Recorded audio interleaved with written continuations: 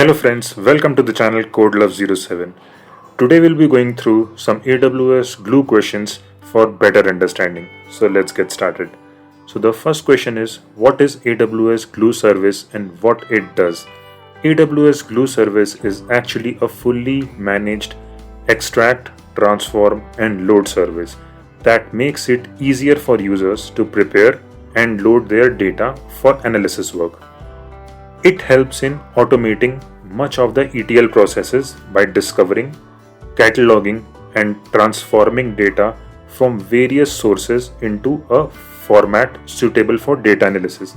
So, like in AWS Glue service, you can provide a script that can be in Python, PySpark, Scala, or like whatever language it supports. You can actually have your script written in that, and you can extract from from S3 or a database, whichever is suitable and whichever suits your needs, and you can transform using your script and then load the data. So it's a very amazing Glue service which is provided by AWS, and it'll be very helpful for you to perform your ETL work.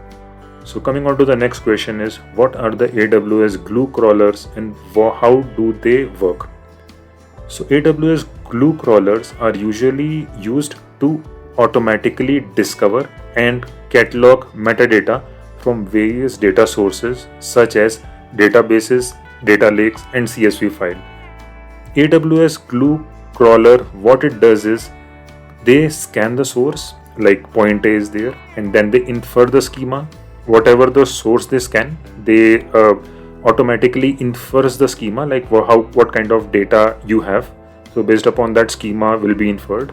So the C point is it creates the metadata table in the AWS Glue data catalog.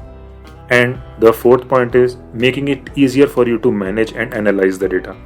So it's actually very helpful, and as you can see, it actually helps you to understand the data in a much broader detail. So coming on to the next question is, what is AWS Glue data catalog? It is actually a central repository that stores the metadata about your data, which makes it easier to search and query your data. So the metadata which we discussed in the previous video, so same sort of a thing. It is kind of a central repository where you can have your database and tables stored. And coming on to the next point, it helps to track the location, structure and usage of the data, which helps you to get a unified view of the data assets. Third point is, it is very helpful in understanding how your data looks in order for you to manage and organize your data accordingly. So it's a very important that you get an overall picture, so then you can design your or redesign your script to have your data in another fashion so that it helps you and your customer needs. So coming on to the next question is, how AWS Glue manages job scheduling and orchestration. So it's actually a very important need, because for example at 2 o'clock every night you have to trigger an ETL job. So every day getting up at that time, it's kind of useless when AWS Glue itself provides you a way, and that way is AWS Glue workflow.